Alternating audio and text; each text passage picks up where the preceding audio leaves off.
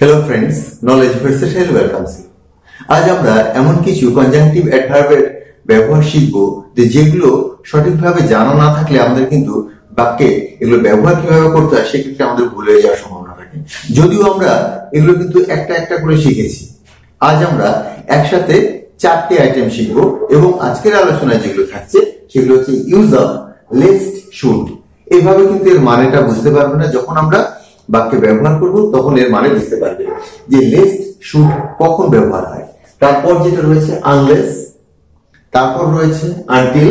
আনটিলের সাথে টিল একই রকম ব্যবহার, অর্থাৎ আনটিল এবং টিল একই ব্যবহারে হয়। এর অর্থের সামান্য ভিন্নতা থাকলেও বাক্যে কিন্তু সম্পূর্ণ একই রকম অর্থ দেয়। তারপর রয়েছে লেট অ্যালোন। তো আমরা যে 4টে আইটেম পাচ্ছি, lest should, unless, until, let alone. এবার আমরা এক এক করে এর ব্যবহার দিচ্ছি। আমরা একটা একটা এক্সাম্পল ইউজ করছি, তোমরা এর উপর অনেক সেন্টেন্স তৈরি করবে, এই ধরনের অনেক সেন্টেন্স তৈরি করবে এবং দেখবে যে এগুলো বাক্যে ব্যবহার করা কতটাই সহজ। ভালো করে পড়ো পাছে, পাছে বা আর নয়তো, এমন না হোক তুমি ফেল করে যাও। আচ্ছা, এখানে আর নয়তো এই সেন্সটা দিলাম না, এখানে না দিয়ে দিলাম এমন না হোক। আর নয়তো দিলে কিন্তু আনলেস চলে আসবে। তো আনলেস এর ব্যবহার যেহেতু আমরা করছি না, এখানে একটা সংশয় চলে আসছে। প্রথমে একটা সতর্কবাণী এবং সেই সতর্কবাণী না মানলে তোমার কি হবে, সেই যে বিপদ সেটার উল্লেখ এখানে করা হচ্ছে। সতর্কবাণী এবং বিপদ। ভালো করে পড়ো, এটা হচ্ছে উপদেশ আর সতর্কবাণী। এমন না হোক পাছে বা এমন না হোক তুমি ফেল করে যাও। এখানে দেখো সতর্কবাণী রয়েছে আর না মানলে কি ফল তুমি ভোগ করবে সেটা দেওয়া রয়েছে। তো এক্ষেত্রে যেটা ইংরেজি সেটা তোমরা কিভাবে লিখবে? স্টাডি ওয়েল, ভালো করে পড়ো। লেস্ট, এবার দেখছি লেস্ট। এই লেস্টের অর্থ হচ্ছে পাছে বা এমন না হোক। পাছে বা এমন না হোক, লেস্ট। কিন্তু লেস্টের ব্যবহার শুধু করলেই হবে না, তারপর তোমাকে কিন্তু শুডের ব্যবহারটা আনতেই হবে। এই জন্যই লেস্টের সাথে শুডের ব্যবহারটা রয়েছে। আর শুডের সাথে যে তোমরা জানো যে ভার্বের প্রেজেন্ট ফর্ম সবসময় বসে। Study well lest you should fail, ফেলটা কিন্তু তোমার প্রেজেন্ট ফর্মে রয়েছে। তো এটা একটা কম্পারেটিভ প্যাটার্নের সেন্টেন্স, কারণ আমি উপদেশ দিচ্ছি, একটা সতর্কবাণী দিচ্ছি। তো সেই জন্য তুমি এটা করো, মানে আদেশ টাইপের কিছু করছি, তোমাকে সাবধান করে দিচ্ছি। সেই জন্য এখানে আমরা লেস্ট এবং শুডের ব্যবহার এভাবে করলাম। কি দাঁড়ালো? Study well lest you should fail. ভালো করে পড়াশোনা করো পাছে তুমি ব্যর্থ না হও, পাছে তুমি ফেল না করে যাও, এমন না হোক তুমি ফেল করে যাও। তো লেস্ট যখনই পাবে তখনই কিন্তু শুডের ব্যবহার করতে হবে। লেস্ট আর শুড এটা কিন্তু পাছে বা এমন না হোক এই সেন্স ক্লিয়ার করে। তারপরটা আসছি আমরা আনলেস, আর নয়তো। দুটোর অর্থ কিন্তু একই, অর্থাৎ এতক্ষণ লেস্ট শুডের যে ব্যবহারটা দেখলাম এটা হচ্ছে লেস্ট শুডের ব্যবহার, কিন্তু এই বাক্য জোড়াই, এই সেন্টেন্সটাই আমরা কিন্তু আনলেস দিয়েও করতে পারি। যদি না, যদি না তুমি ভালো করে পড়ো তবে তুমি ফেল করে যাবে। তো সেই একই সেন্টেন্স আমি দিচ্ছি, যদি না তুমি ভালো করে পড়ো তুমি ফেল করবে। এখানে একটা আমি কমা দিয়ে দিচ্ছি।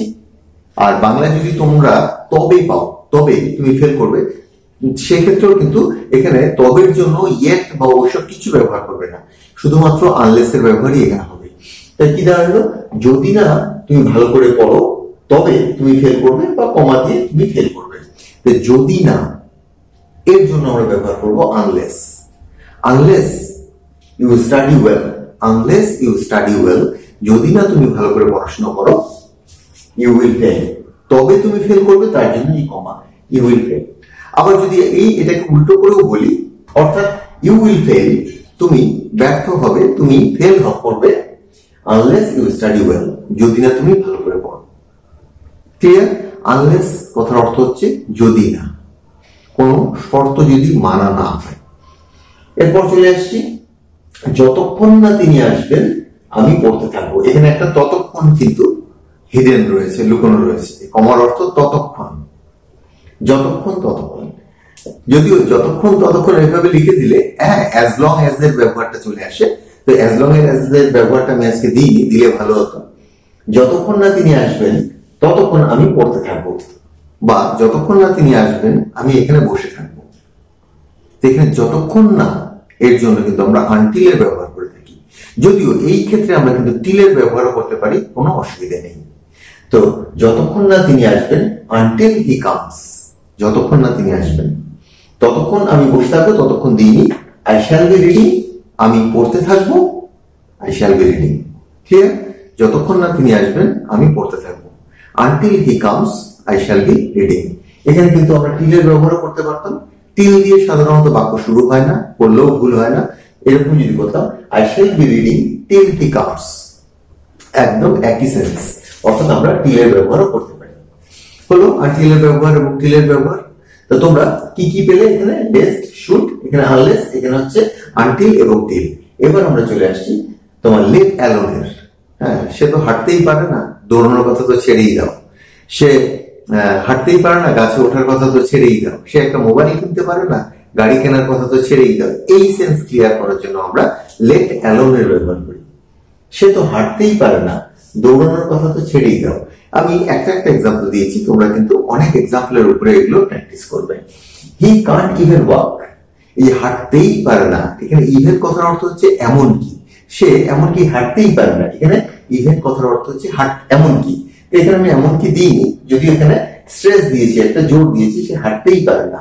হি কান্ট ইভেন ওয়াক, সে এমনকি হাঁটতেই পারে না। লেট অ্যালোন রান, লেট অ্যালোনের পর কিন্তু ভার্বের প্রেজেন্ট ফর্ম বসে। দৌড়ানোর কথা তো ছেড়েই দাও, কথা তো ছেড়েই দাও, এমন সেন্স ক্লিয়ার করতে আমরা লেট অ্যালোনের ব্যবহার করছি। তো আমরা কি পেলাম? Lest, should, unless, until, let alone. তো এই চারটে আইটেমের ব্যবহার এবং এই যে আমি প্যাটার্ন গুলো দিয়ে দিলাম, অর্থাৎ এক্সাম্পল দিলাম, এর উপর তোমরা অনেক প্র্যাকটিস করো। তো আজকের আলোচনা এখানেই শেষ করছি, পরবর্তী আলোচনায় আবার যোগ দেবো। Till then, bye, love you.